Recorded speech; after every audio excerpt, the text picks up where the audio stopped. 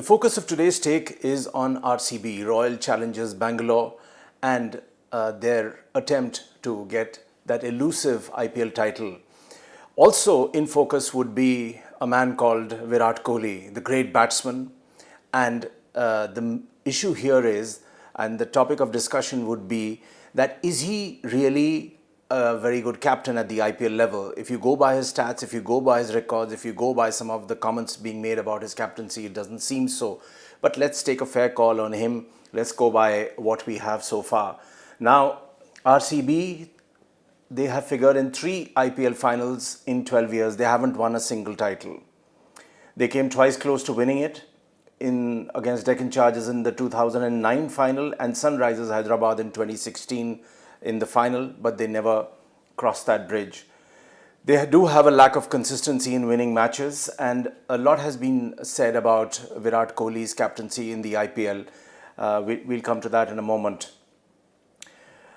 Especially when you talk about the 2019 season, RCB had 6 consecutive losses back to back, probably their worst season ever. Virat took a lot of hammering for it. There is a problem in their lower middle order, and they haven't really been consistent where the batting is concerned, and that has been a focus of the way RCB has performed so far.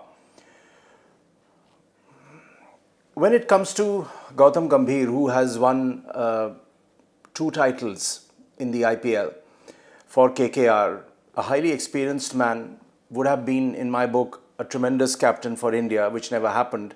What I like about Gautam Gambhir is that he says what he thinks. There is no couching anything. There is the usual diplomatic mishmash is not there. So he's very upfront. His comments about Dhoni may be debatable, but let's come to what he says about Virat. He says, I don't see him as a shrewd captain or a tactful captain. And he hasn't won the IPL. So ultimately, a captain is only as good as his record till the time you don't win the IPL. There are people who have won the trophy 3 times, MS Dhoni and Rohit Sharma, so I think he has a long way to go. Fair enough. Gambhir goes on to say you cannot compare him to someone like Rohit or Dhoni at this stage because he has been part of RCB and captaining RCB for the last 7 to 8 years, and he's been very lucky that the owners have allowed him to continue. Well, that's a bit of a tough comment coming from Gautam Gambhir about Virat. But let's look at the RCB stats in the IPL so far. Total matches played 181, 181, lost 93, so which is pretty high. They've won 84 matches. There are no titles, and like I said, they've been runners up twice and they lost each time in the final. Virat Kohli is only the 4th captain after Dhoni, Rohit Sharma and Gautam Gambhir to captain an IPL side in more than 100 matches.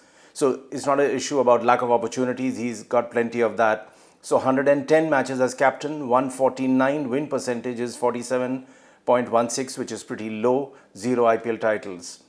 Now, a very interesting comment has come from former RCB coach Ray Jennings, and for me that is the most important part of this today's take. Ray Jennings has criticized Virat Kohli for backing wrong players. That is, when Ray Jennings was the coach, he felt Virat backed wrong players during his initial years of the captaincy, and Ray Jennings had coached RCB between 2009 and 14, so around 5 to 6 years he was with them. He feels Virat wanted certain players to play a particular role for the franchise, but the skipper had different plans. So while the coach had his own strategy, Virat had his own. There can be a fear factor in the dressing room, and you don't want that with so many youngsters coming into the side. Virat Kohli at times backed the wrong players, which may have hurt their chances in the previous editions of the IPL. So there are a couple of things which we need to look at quickly. One is the role of the coach in IPL. What does the IPL do? Basically, it is an amalgamation of international players and domestic players. So there has to be cohesion. That is point 1. 2, you have to see who is in form. Like in the recent match, Chennai Super Kings skipper Dhoni promoted Sam Curran over him. Why? Because Sam Curran has match experience. He came in from England with tremendous match experience, and it showed up.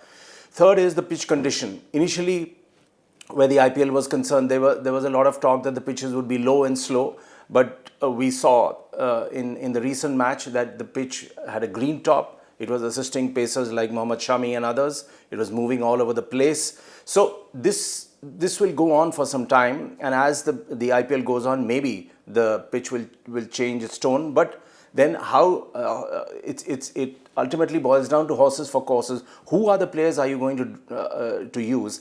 Here, I believe the role of the coach is quite strong, and the captain should be listening to the coach. And going by what Ray Jennings said about Virat, that wasn't happening at all. The owners have obviously backed Virat. They like a brand like Virat to be associated with their team. Fair enough. I don't have anything to say on that. So we move on to the other aspect, which is, this is slightly different, but Virat does seem to have a problem with a strong coach. And it all started with the Anil Kumble controversy. When Anil Kumble was made coach of the Indian team, right from the beginning, Virat had issues with that.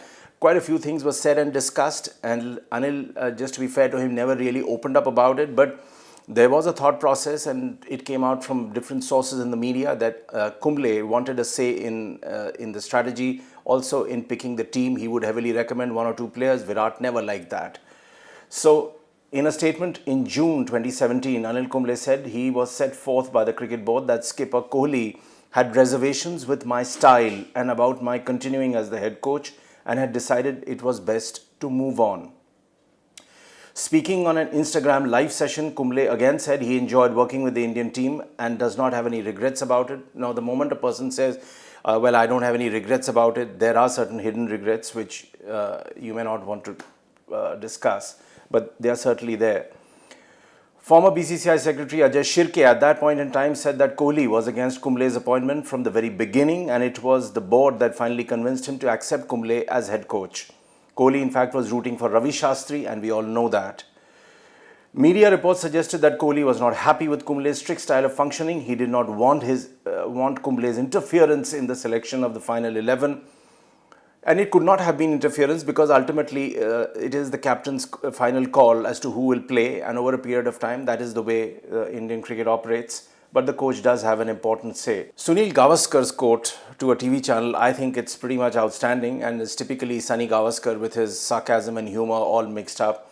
So he says about Virat Kohli, so you want softies. You want somebody to just tell you, okay boys, don't practice today because you guys are not feeling well. Okay, take a holiday, go shopping. You want that kind of person. Who is he referring to? Is he referring to Ravi Shastri? Well, this time RCB has Director of Cricketing Operations in the form of Mike Hessen. Mike Hessen is known as a brilliant strategist. He was associated with the New Zealand team earlier. And the main coach is Simon Katich, the Aussie batsman. And he brings in a lot of experience. So one hopes for RCB's sake that Mr. Virat Kohli would be listening to these two gentlemen and not purely operating on his own, as is being said repeatedly. Let's look at the strengths of the RCB. Where the batting is concerned, top order, Virat himself, AB de Villiers, his great pal, a brilliant batsman. New purchase is Aaron Finch. Finch, as we all know, is the white ball Aussie captain. And it would be tremendous to have him there in their own dugout as part of their strategy. And the skipper always brings a certain additional assessment and analysis to what is going on. So that should be welcome for Virat.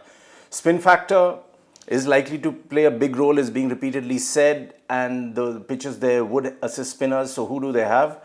They have a spin attack which includes the likes of Chahal, Washington Sundar, Moeen Ali and Adam Zampa. Now Chahal and Zampa would more or less be bowling the same stuff. So it remains to be seen whether both the leggies would be preferred simultaneously, or would the skipper look at a combination of someone like a Moeen Ali also coming in instead of both of them. The pace attack has been strengthened, and they have Chris Morris, the Sri Lankan Udana, Dale Steyn. Now here, Dale Steyn might be a little out of sync because he's had long layoffs because of injuries, and he's been trying hard. In between, he came back again, had a recurrent injury. One hopes that good old Dale Steyn, when in his prime, was a magnificent bowler. So what he brings to the table this time would be closely analysed. Chris Morris, as we all know, is a very good all-rounder and a good pace bowler with a very cool mind. And RCB incidentally spent 10 crore rupees on Morris alone. So they obviously have put the bucks on Morris, and Morris has to deliver. They also have the likes of Umesh Yadav, Navdeep Saini, who will both have big roles to play, Mohammad Siraj. And Navdeep Saini is the guy whom, if you remember, Gautam Gambhir backed a lot as a paceman. The all-rounders are Chris Morris, Moeen Ali, Shivam Dubey, Washington Sundar and Gurkirat Singh Mann. Udana can also chip in. What would the challenges be? Over-dependence on the big guns, Virat, AB and Finch. So each time one shouldn't expect all three to fire simultaneously. And that often doesn't work. So the others have to really chip in. Parthiv Patel is there as a wicket-keeper batsman. So RCB would be hoping that the others fire too, but it remains a matter of concern. The death bowling, incidentally, Leggy Chahal pointed out himself that RCB lost over 30% of their games due to their poor death bowling over the past few seasons. So this is a matter of huge concern. This is one aspect that the team is definitely aiming to improve in IPL 2020, and in Staines, Saini, Morris and Umesh, they will be hoping to have the resources and to ensure runs are not leaked in the death overs. Recall a man called Lasith Malinga, how brilliant he is in the death overs. What a magnificent bowler, and repeatedly he has shown, and for Mumbai Indians, what a terrific job he does in the death overs. So MI won't have Malinga, he hasn't come in this time, but Mr. Virat Kohli and RCB would surely be hoping that they get into the final. They hopefully win at least one title under Virat Kohli's stewardship. And Virat Kohli still has a lot to answer for in the form of, I wouldn't say criticism, but Gautam Gambhir again made a very important point that RCB needs his tactical acumen. No one is talking about his runs. As a captain, you need to strategize, you need to have the team together, and you need to fire at important points to ensure that your team goes over the hump and wins the title. Can Virat Kohli do that, is the question.